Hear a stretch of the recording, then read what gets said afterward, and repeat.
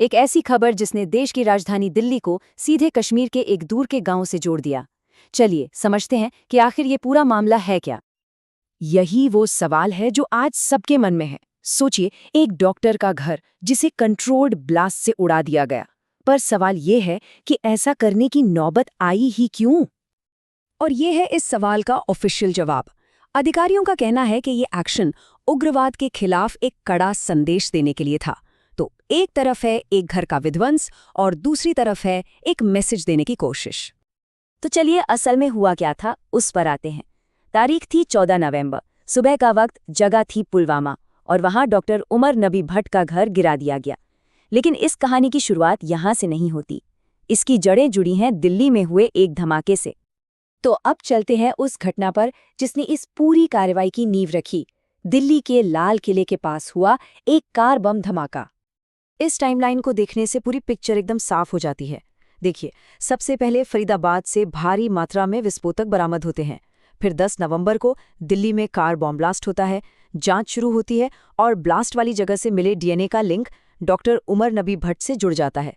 और फिर ठीक 4 दिन बाद 14 नवंबर को पुलवामा में उनका घर गिरा दिया जाता है। सारी कड़ियां एक दूसरे से जुड़ रही हैं। तो ठीक है, अब तक इस मामले में वो कौन सी बातें हैं जो कन्फर्म्ड हैं, जिन पर कोई शक नहीं है? आइए एक एक करके देखते हैं। तो जो मोटी मोटी बातें सामने हैं वो ये हैं। डॉक्टर उमर नबी भट्ट प्राइमरी सस्पेक्ट। सबूत, ब्लास्ट वाली गाड़ी से मिला उनका डीएनए। एक्शन, उनके घर को गिरा दिया गया। और वजह, एक कड़ा संदेश देना। ये वो फैक्ट्स हैं जो ऑफिशियल रिकॉर्ड पर हैं। अब जरा इस नंबर पर गौर कीजिए। लगभग 2900 किलो इतना विस्फोटक फरीदाबाद से जब्त किया गया था और इसका लिंक संदिग्ध के साथियों से जोड़ा जा रहा है। ये नंबर बताता है कि ये कोई छोटा मोटा प्लान नहीं था, बल्कि इसके पीछे एक बहुत बड़ा और खतरनाक नेटवर्क हो सकता है। लेकिन जैसा हर बड़ी कहानी में होता है, यहाँ भी कई पेच हैं। कई ऐसे सवाल हैं जिनके जवाब अभी मिलने बाकी हैं। तो चलिए अब उन अनसुलझे पहलुओं पर एक नज़र डालते हैं। सबसे पहला और सबसे बड़ा सवाल तो यही है कि इस हमले के पीछे असली मास्टरमाइंड कौन है? ये नेटवर्क कितना बड़ा है और इनका मकसद क्या था? जांच एजेंसियां अभी भी इन सवालों के जवाब ढूंढ रही हैं। और दूसरा बड़ा सवाल उठता है कानूनी प्रक्रिया को लेकर। डॉक्टर भट्ट पर क्या आरोप तय होंगे? केस कैसे आगे बढ़ेगा? इस बारे में अभी तक कोई भी जानकारी पब्लिक नहीं की गई है। और देखिए, ये जो तुलना है ना, यही इस पूरे मामले का सबसे अहम हिस्सा है।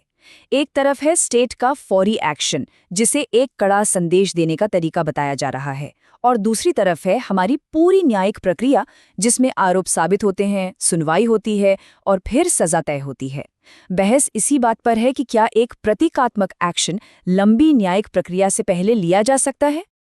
तो ये सब जानना इतना जरूरी क्यों है?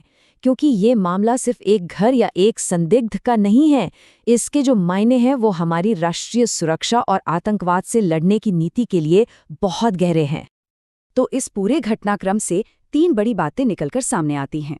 पहली ये कि शायद अब टेरर से जुड़े इंफ्रास्ट्रक्चर के खिलाफ एक ज्यादा आक्रामक रणनीति अपनाई जा रही है।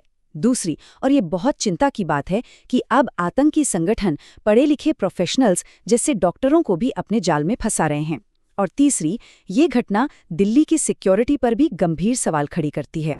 इस पूरी बातचीत में एक शब्द बार बार आता है, आतंकी मॉड्यूल। इसका मतलब क्या है?